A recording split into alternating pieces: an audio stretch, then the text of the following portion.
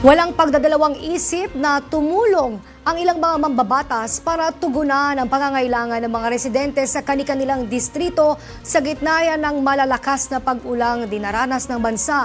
Bunsod nga dito, ilang mga operasyon ang kanilang inilunsad. Narito pong report ni Micael Aviso.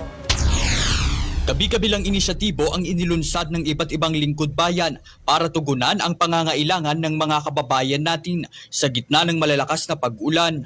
Naghandog ng mainit na pagkain si Quezon City 6th District Representative Marivic Copilar sa mga barangay sa Quezon City, kabilang na ang Barangay Kulyat, Barangay Sauyo at Barangay Baysa.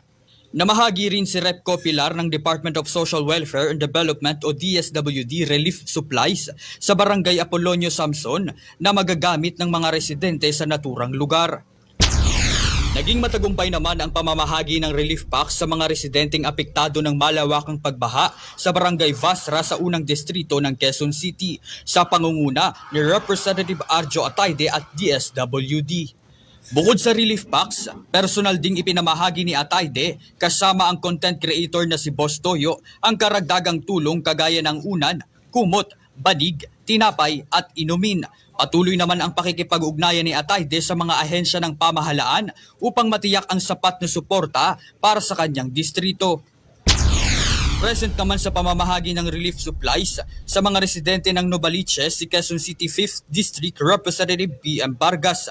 Maliban sa tulong na kanyang ipinabot sa mga residente, naghandog din siya ng mahigpit na yakap para iparamdam sa kanila ang kanyang pakikiisa sa hirap na kanilang nararanasan. Para sa totoong balita sa Bagong Pilipinas, Micael Aviso, Congress News.